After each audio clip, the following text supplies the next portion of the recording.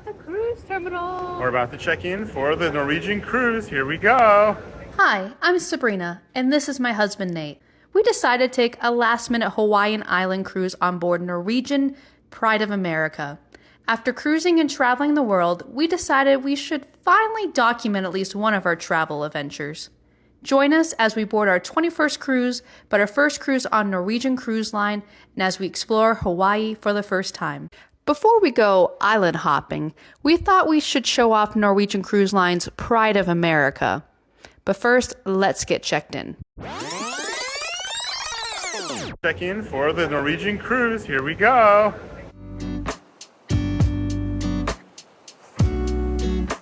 This has been honestly one of the stress-free check-ins. Yeah, it's been great. Yeah, and they even gave us leis. Got late. It's been a good experience on NCL so far. Let's enjoy it.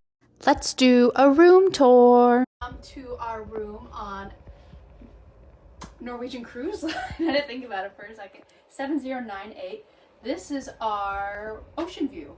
It has an obstructive view with the lifeboat, but that's alright because we still get all this huge natural light, which is awesome. It actually looks like it's in great shape. It's got a little vanity over here, bed. It's got tons of mirrors, which allows even more natural light to just shine in here. A full-length body mirror. And they got lots of shelves. I like that they have wine glasses. Lots of storage. Cubbies here. Closet over here. Which even more shelves, which is just awesome.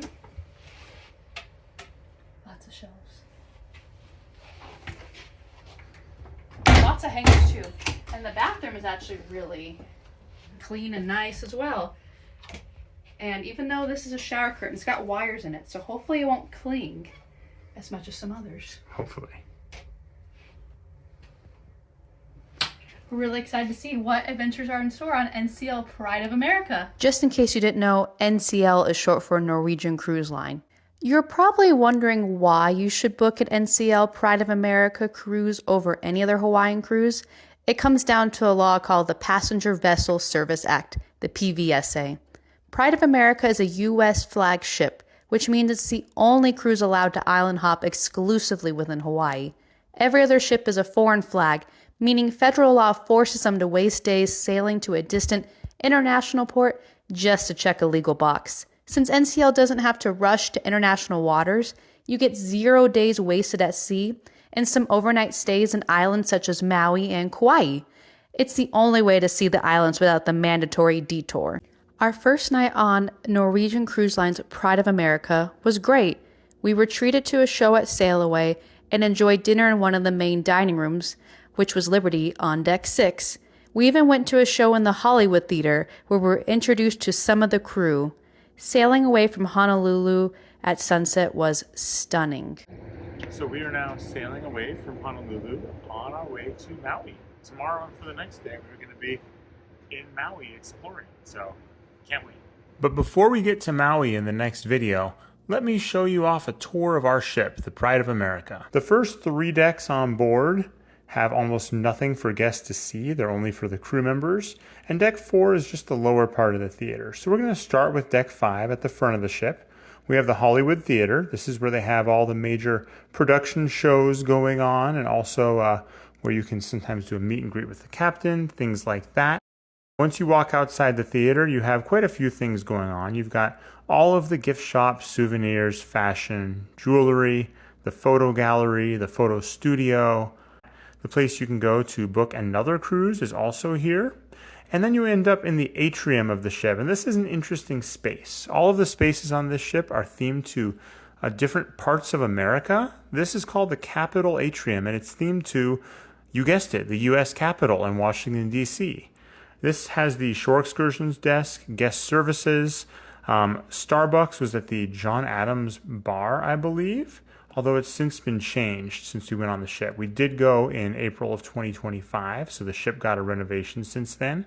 But you'll also see the East Meets West Asian restaurant here that has teppanyaki as well. So definitely some interesting furnishings and decor here. Then you walk down the hallway past the restaurant Jefferson's Bistro, which is another additional charge restaurant, past the world's longest hallway. I really wanted to throw a football or maybe go bowling in this hallway. And then you reach the back of the ship and the Skyline main dining room. This dining room was themed to what seems to be large cities with skylines. And then if you walk up right above it, we have the Liberty main dining room, which seems to be themed to Revolutionary War era and the Patriots at that time. Then you walk outside of there, there's some more specialty restaurants on this deck. It doesn't connect, you have to go outside, but there is a steakhouse. There's the Napa Wine Bar where you can come for some wine. The Cadillac Diner, which is included and has a very unique Route 66 kind of vibe. And then you walk out to the second floor of the main lobby. You'll have Pink Champagne Bar up here. They have some fun events here sometimes. And as you move back toward the front of the ship on this floor, you will see some of the kids areas, which we don't have any footage of, as well as one of the largest libraries I have ever seen on a cruise ship. Word is they got rid of this in the renovation, and it's since become a card room, but they had all kinds of ship models, books you can borrow. Honestly, a bigger selection than some libraries on land. Very impressive. And then at the front of the ship, you have the Mardi Gras Cabaret Lounge and Nightclub, which is where they would hold some events and dances and things at night, which we usually didn't make it to because we were tired from being out all day in Hawaii. Decks 7 through 10 have nothing but staterooms, so we'll jump up to deck 11. The front of this deck is just staterooms as well, so we'll start with the middle and move our way back. In the middle is the South Beach Pool with the Ocean Drive Bar. This is the main pool area for the ship. Just behind this pool, there's a very unique area called the conservatory. It's basically what I would call a sewing room. It doesn't really make much sense on a cruise ship, but here it is. I guess it's nice if you want natural light and the weather's not nice. There's also a gelato shop on this deck and the Gold Rush Saloon, which is a unique part of the main buffet. You also have the Aloha Cafe. This is the main buffet area for the ship, and built into it are a couple of restaurants, the Italian restaurant La Cucina and the Brazilian steakhouse Moderno Churrascaria. At the very back of the ship on this deck, there is the Aloha Lanai Bar. This has a beautiful view out the back of the ship and is where we ended up eating most of our breakfasts each day. Starting at the back of deck 12, we have a beautiful oasis pool that overlooks the back of the ship. This is also the deck on which you can find the spa and the hair salon. You will also find the fitness center in here. It's a good sized fitness center. There's some staterooms on this deck in the middle as well as at the front.